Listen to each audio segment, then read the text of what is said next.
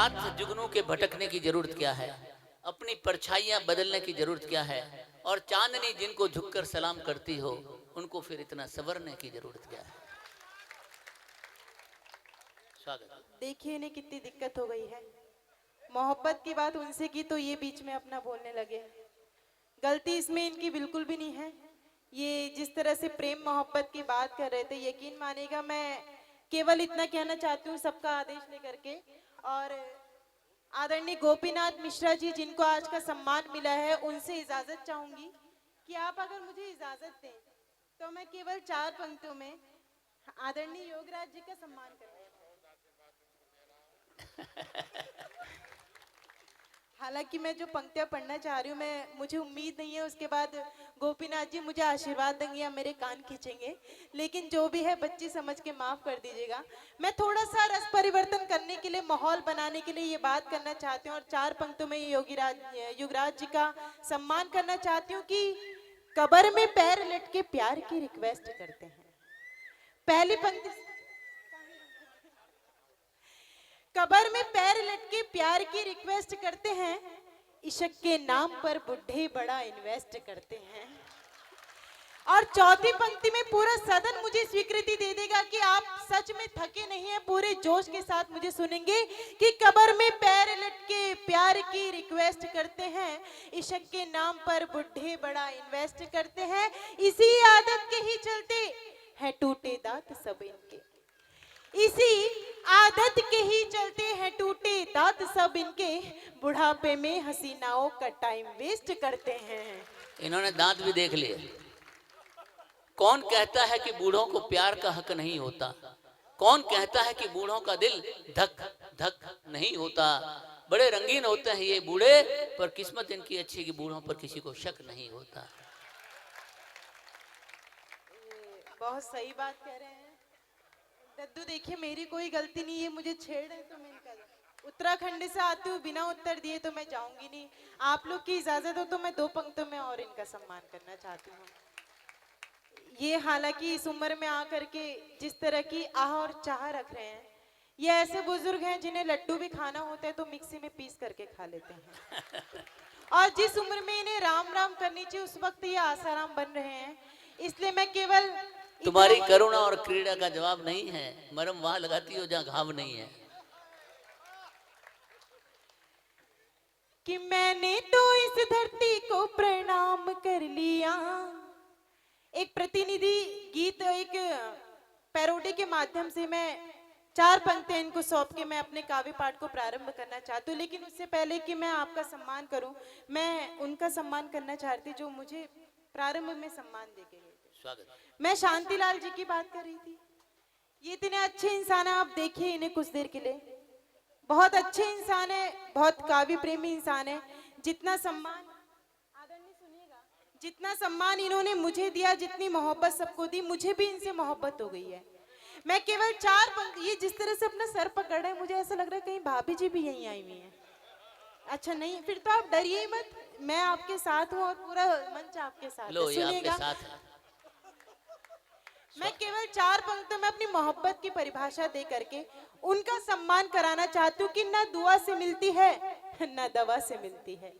आप लोग भी उनका सम्मान कीजिएगा कि ना दुआ से मिलती है ना दवा से मिलती है, ये मोहब्बत रहमत खुदा से मिलती है। और क्यों मोहब्बत करती हूँ मैं शांतिलाल जी से। अपने एक एक हाथ आप आकाश पर खड़ा करके आप उनका सम्मान कीजिएगा कि ना दुआ से मिलती है ना दवा से मिलती है, ये मोहब्बत रहमत खुदा से मिलती है। और क्यों मोहब्बत करती हूँ मैं शांतिलाल जी से, क्योंकि इनकी सूरत मेरे बड़े भैया से मिलती है। तुमसे नहीं मिलती, तुम्हारे भाई से मिलती है, तुम चिंता मत करो। इसलिए मैं, तुम बहुत खूबसूरत हो। सुनिए सुनिए, तुम बहुत खूबसूरत हो, इसलिए दुनिया की नजरों से खुद को बचाया करो। सिर्फ आंखों में काजल ही काफी नहीं, गले में नींबू और मिर्च भी लटकाया करो। जी देखिए, आपकी बात सुन के आदरणीय जा रहे हैं, लेकिन मैं इनका भी आशीर्वाद चाहूंगी। और शांतिलाल जी से मैं इतना ही कहना चाहूंगी कि पेमेंट के साथ आप रक्षाबंधन की सगुन की साड़ी जरूर दे दीजिएगा। भाई दूज पे पता नहीं मैं आ सकूं या नहीं आ सकूं, लेकिन बहुत अच्छा आप सभी सुन रहे हैं। और जितने मन से आप लोग अभी तक पीछे तक मैं देख रही हूँ शायद एक दो इंसान को छोड़ करके कोई भी यहाँ से नहीं गया है बाहर। सिर्फ तुम्हारे लिए बैठे हैं। ये इसी तरह से बीच में बोलते रहेंगे, इसलिए चार पंक्तियों से जोड़ना चाहती हूँ, इनका सम्मान करना चाहती हूँ। एक गीत की प्रतिनिधि, एक उसकी प्रतिध्वनि के आधार पर एक प्रतिगीत पढ़ना चाहती हूँ, मेरा साथ दीजिएगा। वो गीत आज भी आपको बहुत प्रिय होगा क्योंकि बहुत धार्मिक गीत के आसपास गुजरता है और उसकी जो अभिनेत्री है वो तो आपके मन में बसती है, तो सुनिएगा। मैंने तो इस धरती को प्रणाम कर लिया, तालियों की ताल दीजिएगा ताकि मेरा मन बन जाए। अरे मैंने तो इस धरती को प्रणाम कर लिया, पर तुमने अपने नाम को बदनाम कर लिया। एक राधे माँ के चक्कर में क्या काम कर लिया, सुबह सवेरे खुद को आशाराम कर लिया। एक राधे माँ के चक्कर में क्या काम कर लिया। और ये कथा यही समाप्त होती है। एक बार पूरा सदन तालियां बजा दे। क्या करूं, उम्र अभी भी नादान है मेरी, सबसे हंसकर मिलने की पहचान है मेरी। दिल में कभी कभी जख्म हो तो मुझसे आकर मिलना, क्योंकि दिलों को रिपेयरिंग करने की दुकान है मेरी। इनकी उम्र देखिए और ये इस उम्र में ऐसी बातें कर रहे हैं। मैं इनके कॉन्फिडेंट को सलाम करती हूँ। हाँ, ये पीछे से कह रहे हैं एवरेज में चल रहे हैं, लेकिन कोई बात नहीं। पर मैं इतना कहना चाहती हूँ कि मत लगाओ इश्क का रोग, ये रोग लाइलाज होता है। मत लगाओ इश्क का रोग, ये रोग लाइलाज होता है। और मैं जिस शहर से आती हूँ वहां आप जैसे बुजुर्गों का इलाज होता है। पर ये बहुत अच्छी शेरो शायरी करते हैं। उल्फत में धुएं बहुत है मालूम न था, मोहब्बत में कुएं बहुत है मालूम न था। हम तुम पर भरोसा करके तेरे कंधे पर सो गए, बाल में इतनी जुएं हैं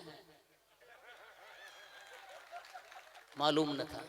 बहुत अच्छी शेरो शायरी करते हैं। मुझे चार पंक्तियां किसी की याद आती हैं। आदरणीय मंत्री जी भी आ चुके हैं, उनका भी स्वागत करती हूँ। ये इतने अच्छे इंसान है कि जिस दुनिया में जब मंच पे आए थे तो ये कुर्सी का मोह त्याग के हमारे साथ ही बैठे थे। एक बार इनकी इस बड़प्पन के लिए जोरदार तालियां हो जाएं।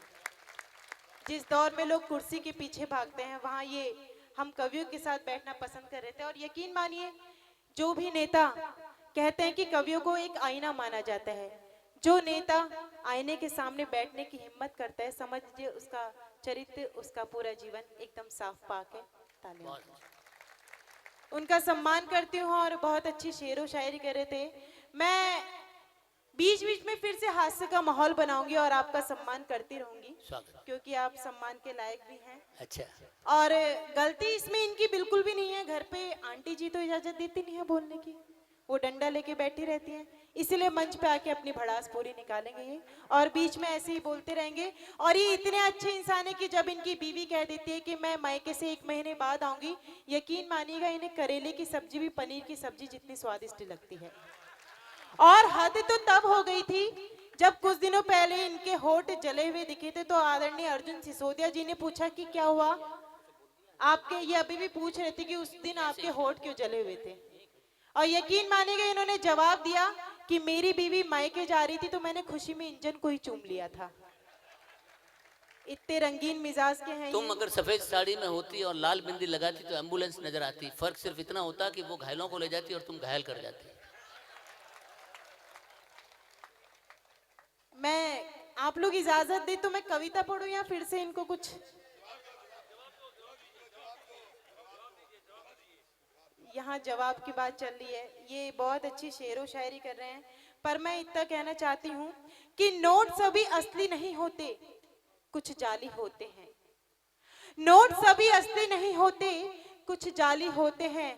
कुछ आदमी शक्ल से सीधे लेकिन दिक्कत से दिमाग से खाली होते हैं। और जो छेड़ते हैं किसी महिला को मुंबई में सरेआम, चौथी पंक्ति पे आप सबका समर्थन चाहूंगी, जो छेड़ते हैं किसी महिला को मुंबई में सरेआम, वो आदमी सज्जन नहीं मवाली होते हैं।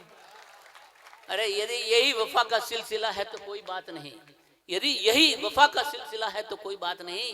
ये जख्म अगर तूने दिया है तो कोई बात नहीं। मजाल है कोई कह दे मुझको मवाली, पर अगर तूने कहा है तो कोई बात। ये इतनी अच्छी शेरो शायरी कर रहे हैं, मुझे याद आती हैं 4 पंक्तियां कि साखी बनी तो पैमाने बने, साखी बनी तो पैमाने बने, ये महफिलें बनी तो मैखाने बने। कुछ तो बात जरूर है इनकी शायरी में, यूं ही नहीं जगह जगह पागल खाने बने। हमें ना इतना आम समझो जितने आम लगते हैं, हमें ना इतना आम समझो जितने आम लगते हैं, न छलकाओ हमें भले हम जाम लगते हैं, न आया हमें चेकों पर हस्ताक्षर करना तो क्या, बड़ी खूबसूरती से हम हसीनों के दिल पर अपना नाम लिखते हैं।